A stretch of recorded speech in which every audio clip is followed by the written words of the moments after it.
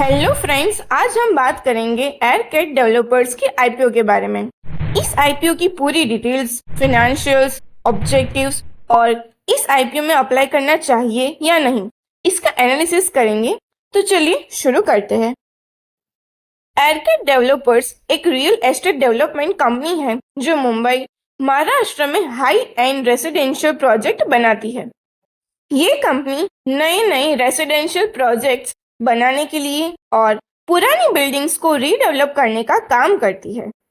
Year 2017 से लेकर year 2014 तक इन्होंने 1220 रेसिडेंशियल यूनिट्स लॉन्च किए हैं और 1045 यूनिट्स बेच भी दिए हैं। और जून 2024 तक ये company 2.20 million square feet residential property develop कर चुकी है।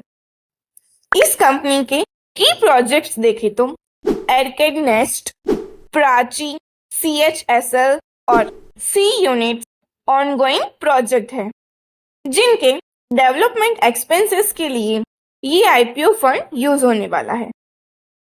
तो अब ये तो हमने कंपनी की बेसिक डिटेल्स जानी। इसी के साथ साथ हम अभी आईपीओ की बेसिक डिटेल्स जानते हैं। आईपीओ ओपन डेट 16 सितंबर 2024 है और क्लोजिंग डेट 19 सितंबर 2024 है।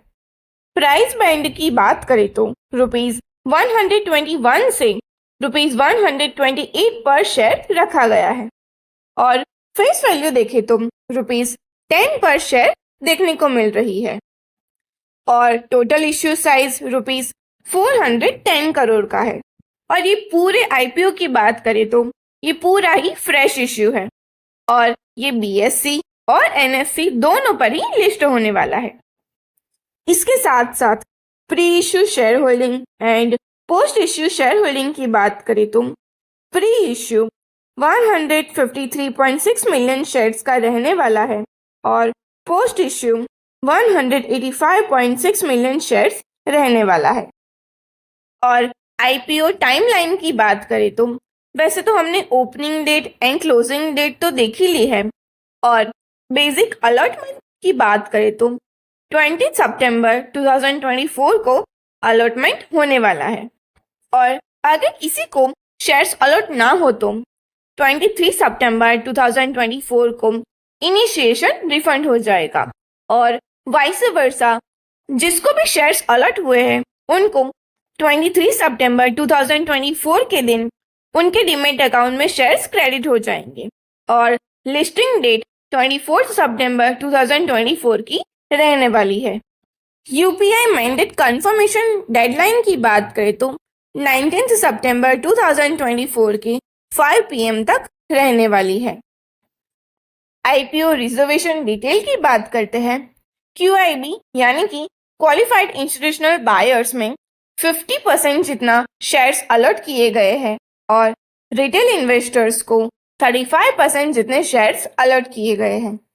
NI HNI कैटेगरी में देखें तो 15% ही शेयर्स अलॉट किए गए हैं। तो चलिए अब हम देखते हैं कि किस किस कैटेगरी में कितने लॉट्स रहने वाले हैं। रिटेल मिनिमम में देखें तो एक लॉट पर 110 शेयर्स रहने वाले हैं और ₹14,080 पे करने रहेंगे। मैक्सिमम रिटेल में देखें तो 14 लॉट रहने वाले हैं और 1,540 शेयर्स रहेंगे और ₹1,97,120 पे करने रहेंगे। इसी के साथ साथ स्मॉल HNI मिनिमम में देखें तो 15 लॉट्स रहेंगे, 1,650 शेयर्स रहने वाले हैं और ₹2,11,200 पे करने रहेंगे। बिग HNI मिनिमम में देखें तो 72 लॉट्स रहेंगे और 7,920 शेयर्स रहने वाले हैं और ₹1,13,760 पे करने रहेंगे। अब ये तो हमने आईपीओ डिटेल्स को कवर किया। इसी के साथ साथ हमें ये भी जानना जरूरी है कि कंपनी के प्रमोटर कौन है और उनकी प्रमोटर होल्डिंग कितनी कितनी है। एयरकैट डेवलपर्स के प्रमोटर मिस्टर अमित मानगीलाल जैन है। प्री इश्यू प्रमोटर होल्डिंग 85.58% है और पोस्ट इश्यू प्रमोटर होल्डिंग अभी तक डिक्लेयर नहीं की हुई है। तो चलिए अब हमने ओवरऑल आईपीओ डिटेल्स, उनके प्रमोटर्स कौन है, प्रमोटर होल्डिंग्स क्या है, ये सभी देख लिया है और हमें इस आईपीओ में अप्लाई करना चाहिए कि नहीं, तो इसके लिए हमें कंपनी के फाइनेंशियल रिपोर्ट्स एंड रिव्यू भी जानना बहुत जरूरी है। तो चलिए थोड़ा सा फाइनेंशियल एनालिसिस पर भी फोकस कर लेते हैं। आर्किड डेवलपर्स ने 2024 फाइनेंशियल ईयर में काफी स्ट्रॉन्ग ग्रोथ दिखाया हुआ है। रेवेन्यू ग्रोथ 184% देखने को मिल रहा है, जो कि रुपीज 635.71 करोड़ फाइनेंशियल ईयर 2024 में देखने को मिल रहा था, जो कि फाइनेंशियल ईयर 23 की बात करें तो रुपीज 224.01 करोड़ देखने को मिल रहा था। प्रॉफिट आफ्टर टैक्स की बात करें तो रुपीज 122.81 करोड़ देखने को मिल रहा है, जो कि 142% जितना ग्रोथ देखने को मिला हुआ है। बेसिकली देखने जाए तो प्रॉफिट आफ्टर टैक्स अच्छा खासा ग्रोथ हुआ है। टोटल असेट की बात करें तो फाइनेंशियल ईयर 2024 में रुपीज 575.01 करोड़ है और नेट वर्थ फाइनेंशियल ईयर 2024 में रुपीज 323.4 करोड़ देखने को मिल रहा है। लेकिन टोटल बोरोइंग की बात करें तो रुपीज 69.41 करोड़ देखने को मिल रहा है। इस कंपनी के की रेशियो की बात करें तो आरओई यानी कि रिटर्न ऑन इक्विटी 46.90% है और आरओसीई यानी कि रिटर्न ऑन कैपिटल एम्प्लॉयड 47.34% है।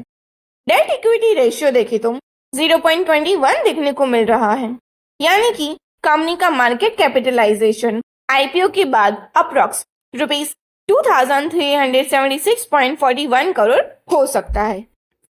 इसके साथ साथ आईपीओ के की फाइनेंशियल इंडिकेटर्स देखें तो पैट मार्जिन 19.35% है और प्री आईपीओ ईपीएस रुपीज 7.99 देखने को मिल रहा है और पोस्ट आईपीओ ईपीएस देखें तो रुपीज 6.61 देखने को मिल रहा है और पोस्ट आईपीओ पीई रेशियो देखें तो 19.35x देखने को मिल रहा है। तो चलिए अब जानते हैं कि ये कंपनी आईपीओ क्यों लाने वाली है, आईपीओ का ऑब्जेक्ट क्या है। इस आईपीओ के प्राइमरी ऑब्जेक्टिव देखें तो ऑनगोइंग प्रोजेक्ट्स जैसे आर्किड नेस्ट, प्राची सीएचएसएल और सी यूनिट के डेवलपमेंट एक्सपेंसेस को फंड करने के लिए ये कंपनी आईपीओ लाने वाली है।